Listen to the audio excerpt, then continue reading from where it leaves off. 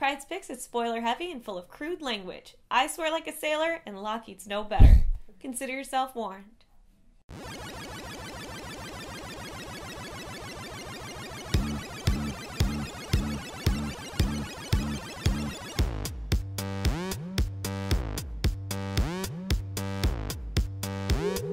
Hey everyone, it's April 30th and I'm here with this week's Pryde's Picks. This week we have a butt-ton of Marvel and DC, and I'm going to wrap up this week by featuring a local independent artist. So let's get started. First up is Amazing Spider-Man issue 1. Now, were you surprised at all that this came out the same week that Amazing Spider-Man's being released? I called that shit. Basically, Peter's back in his body, and he is running around just trying to calm the masses, and he just wants to be back at being Peter Parker and being Spider-Man, except he's realizing, like, Doc Ock has changed his life. Suddenly he has a doctorate, he owns a corporation, he doesn't even know what the hell's going on. So he decides, I'm going to do what I do best and go out and save lives and be Spider-Man. Except he comes up against this menagerie of evildoers, and one of them, named Skin, or Gypsy Moth, unravels his clothing live on TV, and he ends up having to do webbing underwear, and he's all like, sorry city, it's not as bad as it looks. It was silly, and it was stupid, and it was definitely Peter Parker. Everybody watching it is like shaking their head like, that's Pete, the Avengers, and everybody just, they're like, that's our Spider-Man, he's back. So it wasn't life-changing, but it was good to see him back to his shenanigans, and everybody can recognize that. That being said, I am a little pissed off that he isn't getting more slack for all the bullshit he did. He basically almost killed a butt-ton of people and kind of got away with it. I feel like the hammer needs to be brought down on him in issue 2 or I'm going to be pissed off. That being said, you get a bonus Inhuman issue number 1, so I'm going to give this book a, oh, it's Amazing Spidey 1, buy it now. Moving on to All New X-Men issue 26. Now this book has Jean of the past hanging out with Scott from the future, or from the present, and basically shooting the shit with him, telling him about her feelings. He's telling her about her life and his life together, and they're kind of bonding. And then she slowly looks at him and she's like, you're a real man, unlike the Scott in my universe. And she's kind of like totally trying to seduce him in her awkward teenage way.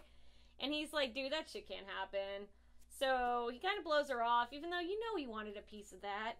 Later on, X-23 decides to leave camp and she's going to go do her own thing. And Iceman tries to stop her, but she's like, F off, I don't even know you. Turns around and Scott's there. And then he comes up and shanks her. It looks like young Scott. I doubt it's young Scott. At the end of the book, we see some villains that we haven't seen in a few issues come back.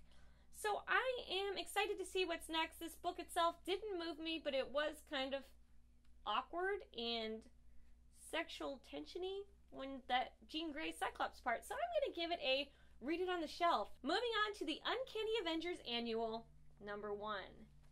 Now, Uncanny Avengers is like a mix of like the mutants and the Avengers, and you're all like, oh, this is going to be great. And this annual is basically a throwaway. It's something just funsies for no reason at all. Except that this one, as ridiculous as it is really enjoyable because Mojo is basically like this television personality. He has these shows he comes up with, and he writes this great trashy TV, and everybody loves it. Well, the execs pull him in their office, and they're like, your shit is not working. Everybody is not watching it anymore, and you need to come up with something else, or we're going to just take you out of your own company.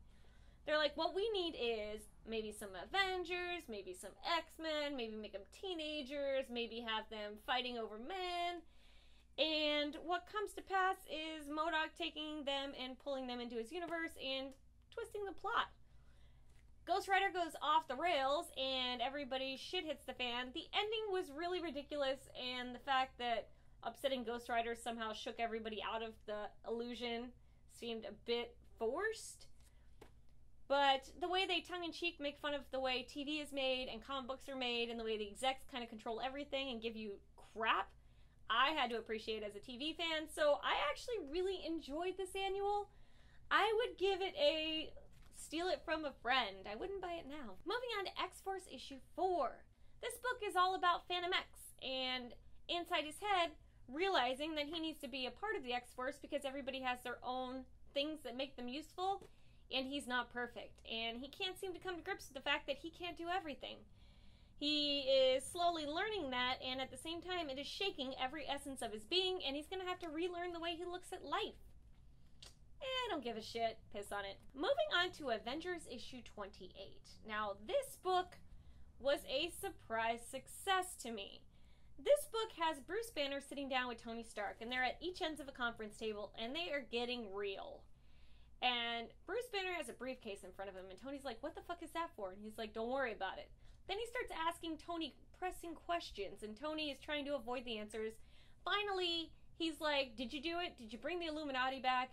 And Tony Stark's like, oh, yeah, I kind of did it. He opens up the briefcase, and it's tranquilizers, and he injects himself to calm down because he's pissed. And then the follow-up questions just piss him off more and more. And he's like, listen, this isn't to stop the beast inside. He's like, basically, it's delaying your execution because he is full crazy, batshit angry, and he is coming after Tony Stark. Everything about this book was smart. It was well written. It was fun. It was creative. The ending itself, I didn't totally appreciate, but the book itself was an awesome buy it now. If you want to see Tony Stark go toe-to-toe with Bruce Banner and the Hulk, this is your read. Get it. Moving on to DC with Batman Eternal issue 4. Now, this is their weekly Bat book, and it is not disappointing. This issue has Commissioner Gordon, who has been arrested for shooting an unarmed man, causing a terrible accident, killing hundreds of thousands of people, and he is now being taken to Blackgate by the new commissioner. And basically, it's a death sentence because if you're a police officer in Blackgate, odds are, shanky, you're not gonna make it to trial. Barbara Gordon is trying to cope, and this book is Barbara trying to cope with her fists. If you want to feel bad for our commish and you want to commiserate with his daughter, this is the book to get. Batman Eternal is nailing it for me, but this book itself wasn't a buy it now, so definitely a wait for the trade. Moving on to Injustice Gods Among Us, issue 4. This book is all about our new dictator, Superman, and how the Green Lantern Corps wants to stop him. Hal tries to approach the Guardians and say, hey guys, let me just talk to Superman first. They're like, whoa, we can't let you do that. Put him on lockdown. He goes fist to fist with his buddies, and the Green Lantern Corps are about to go and arrest Superman. If you've been reading this book, you know I love it. It is basically taking outside the DC universe and doing whatever the hell it wants, and it goes places that you can't usually go because it is based off of a video game, and I love it. So, wait for the trade. It's not a buy now. Moving on to Batgirl issue 2, the annual. Now, this book is all about Barbara and Poison Ivy and their relationship of sorts. They're kind of friends, kind of not friends.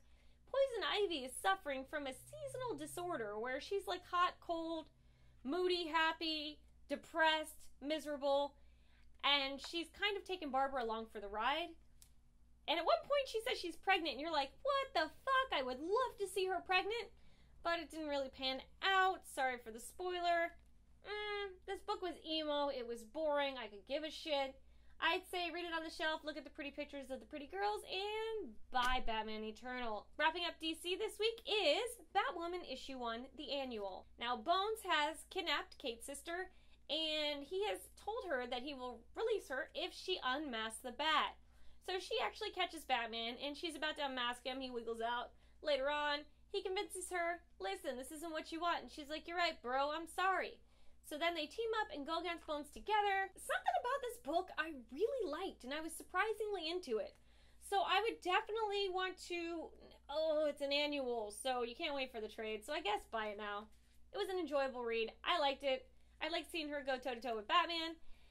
And that's it for the usual suspects of Pryde's picks.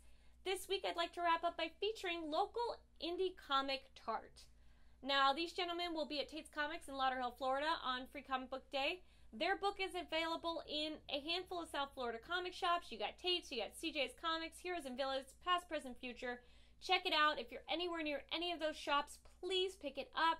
The book is by Kevin Joseph, and the art is by Ludovic Sal, if I'm butchering it, I'm so sorry, man. The art in issues 1 and 3 seemed so much better than issue 2. And I realized later that it wasn't the art at all. It was actually the coloring that was so superb, you kind of forget like what the art looks like because the coloring is just saturated and it's gorgeous and the look of this book is so amazing. And it turns out that issue 2 is so different because he hand painted some of the panels, so that's why there's a big discrepancy between 1, 2, and 3, but the art is consistent throughout the series.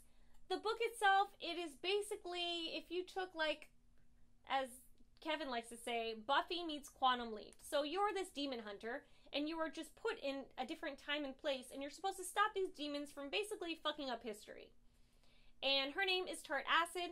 She works with the other group of, like, similar women, and one of them was Orange Carnage, and they all have these weird, like, sweet, sour names. I liked the book. I thought it was a fun ride. It's quirky, it's weird, it has some kind of graphic, almost sexist scenes, which I can't say no to. But about 3 issues in is when you finally start figuring out her backstory and where she came from and why she is the way she is. And you're just scratching the surface. So you definitely have to sit through the first 2, like, Monster of the Week before you get into the backstory. But the book itself is an enjoying read, and it's very beautiful to look at.